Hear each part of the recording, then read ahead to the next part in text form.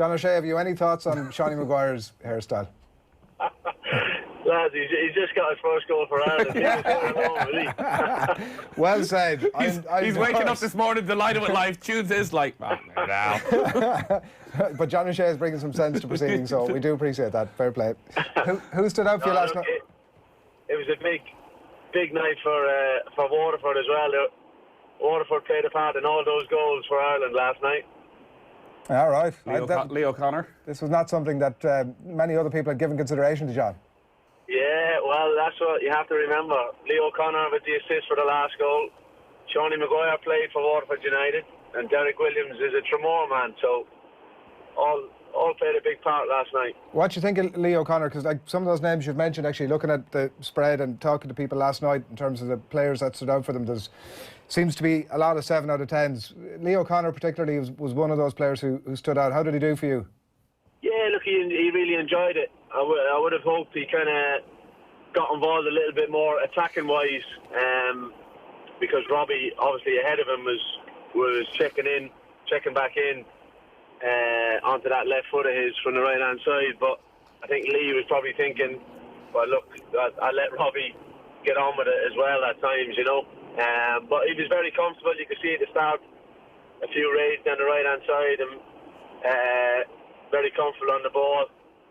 Defensively, a few times you would have been hoping he got closer to at times it was the fullback, New Zealand fullback, bombing on as well. But all in all, for a debut performance when you've not played yet for your club first team, it was very, very promising.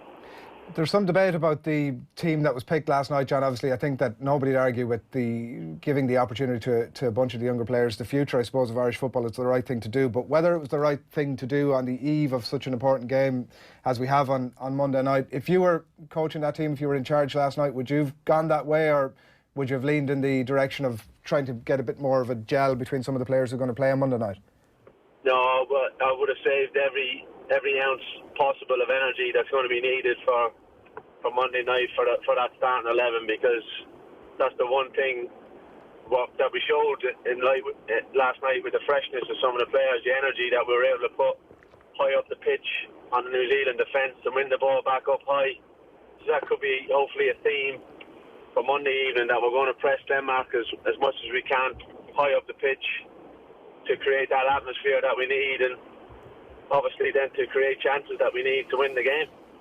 Expectation is that Mick McCarthy has definitely abandoned the 3 at the back idea and probably will go with a very similar system the way you're talking about it, and hopefully with that sort of high press against Denmark.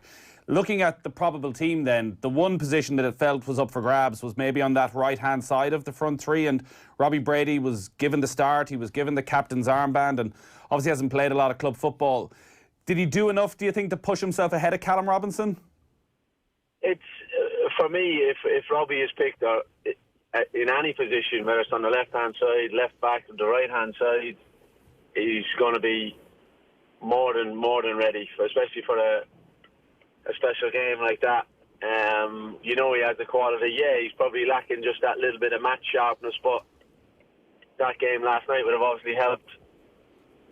And you think if it, as I said, that one-off occasion for a game to qualify for the Euros, he could definitely play a part in it. But it looks like when he's played the whole game last night, so you kind of might be thinking he might be on the bench, but let's wait and see. You wouldn't like to second guess Mick.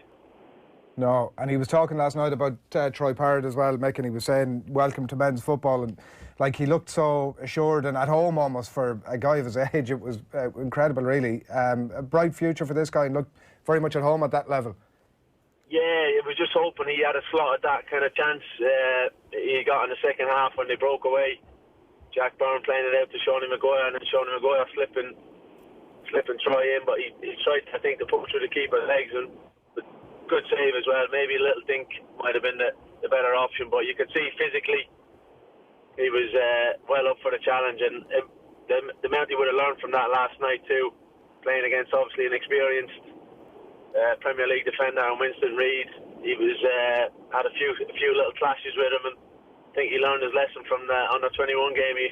He walked away from a few of them too, so he knew not to get involved, and it would have been a great learning curve for him as well. we've obviously played Denmark numerous times now over the last couple of years, and maybe the one thing we haven't actually done is what you were talking about there, is that high press where we really don't let them get out of their own half easily. By and large, we've let them sort of dominate the ball and try and catch them on the counter-attack and try and maybe nick a goal from a set piece, and sometimes it works, sometimes it hasn't. In a game like this, on a do-or-die match, packed out, sold out Aviva Stadium, is that very much the game plan Mick McCarthy should go with? High energy, push at them, or does that pose its own risks in terms of maybe where Christian Eriksen might suddenly find himself with a bit of space if so many Irish players have pressed forward? Yeah, well, it's the timing. It's the timing of when we do it. You're looking at obviously goal kicks, certain scenarios to be triggers to maybe let Kasper Schmeichel play the ball out and then press from there. But as you said, that's the caution that you have to play. So that's where that holding midfielder shielding in front of the back four will play a key role. And if we do have that high press, he's got to be the guy reading the game to cut out those balls that they are looking to find Eriksen and in those little pockets in behind the midfield, the other midfielders that have gone up high to press as well. So it's that balance, and you're looking for, because you won't be able to do it for the full 90 minutes as much as you'd like to. That's where the key, and when you're going from that high pressing game to a low defensive block where everyone's back in shape and making it very hard for Denmark, we're going to have to do that at times on Monday night in the Aviva. I think Irish fans are concerned, John, obviously, about Monday night. I think that partly to do with the point that Nathan was making there about our recent record against Denmark and what they've done to us, and maybe they aren't that same team anymore. And I do think partly as well that Stewie Byrne was making the point of co-commentary for us last night that Ireland have deteriorated as the group has gone on here. Have you seen progression under Mick McCarthy as the campaign has gone on, or does it give you cause for concern as to where we're at heading into this one?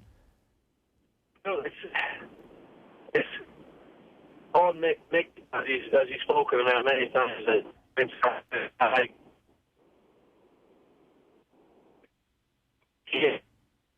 Yeah, we'll just give you a shout back there, John. Just that the line has gone to hell. We'll just drop it out there and we'll come back to you in a couple of moments' time. The thoughts of John O'Shea after the game last night, and obviously very much looking ahead to Monday night. Do keep your comments coming into us. There's been some coming in here. Lads, will you cheer up? It's Friday, not Monday. Let's get behind the boys for Monday, says Kevin Callan. I don't know if he's saying it's Friday, not Monday, so be positive now and then start shitting yourselves come Monday. Like, what's the general tone of that? Ben Boyle says, start Maguire over McLean. I don't think it's going to happen. James McLean, I think even that equaliser at home against Switzerland, where he played that late ball into Dave McGoldrick, probably showed Mick McCarthy enough that that was right at the end of the game and he was still the one who got back and won the ball. And I don't think McLean's position is really under any threat heading into this game. I do like what John was talking about there, though, about hopefully what we saw, that high press, because I think it gets the crowd up as well. That actually, if you can nick the ball even once or twice off one of their centre-backs or midfielders in their half, it just sort of changes the atmosphere in the stadium. Yeah. All right, I think we might have John back in the line, so we're going to touch base again. John, hopefully we have you back there. Just sorry, we missed out that entire piece from the start, just in terms of Mick McCarthy and where we're at for Monday night and any progression that you've seen over the last number of games. Yeah, well, look, progression in Mick's eyes will ultimately be judged on qualifying.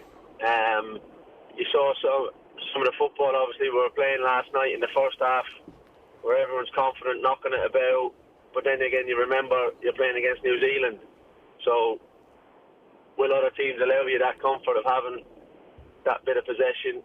It's going to take time. Mick was tasked with obviously getting the chance to qualify for the Euros that we're partly hosting as well, and we have a chance on Monday night to win a game to be in those Euros. So I wouldn't say it's progression, but it's if we get that result against Denmark, there'll be a lot of people very happy. What were you like around these sort of games with the national team, where huge nights, sold out crowd, there's obviously pressure, maybe it's good pressure because there's so much at stake and there's such an opportunity to achieve something and to be a part of something that people remember for years to come. Were you very calm? Were they days you enjoyed, or were there a lot of nerves because you didn't want to let people down? Yeah, a mixture of it all, really, but ultimately that excitement and adrenaline was the overriding emotion.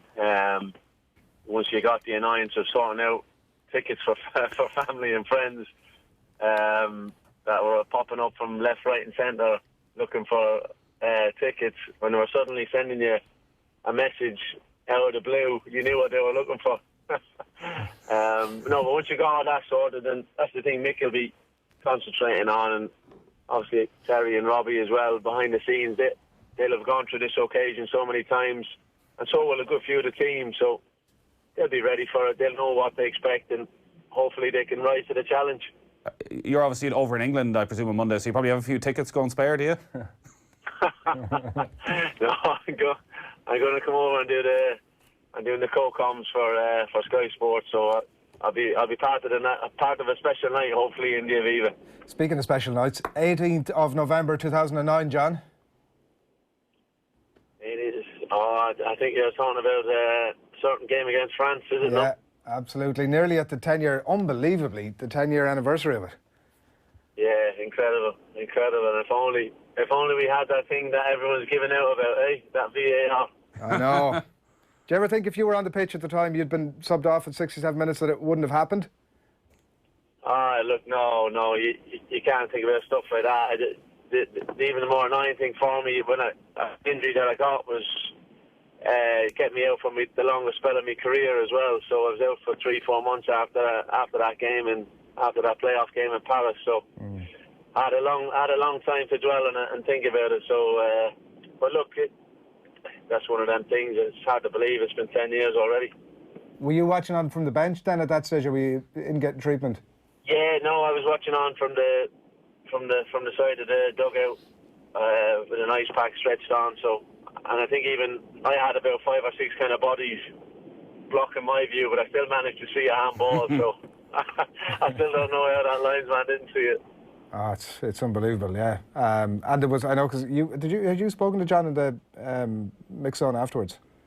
Possibly. I know I spoke to Kilban afterwards. Very angry Kevin Kilban. It was the angriest I've ever seen any players, understandably, in a mix zone. Usually players are very good at keeping their emotions in check and just sort of, trying to get through the mix zone without saying anything too controversial. Like, this was just such a disgrace. I think everyone was like, we're just going to absolutely let loose. Yeah. And rightly so. Yeah, well, look, fingers crossed we won't have any decisions like that to worry about on Monday evening.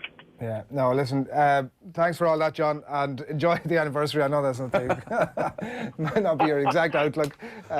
Enjoy the game on Monday night. Thanks a million for taking the call. No worries, guys. Take care. John O'Shea, thanks a lot. On the line there, looking ahead to Monday night.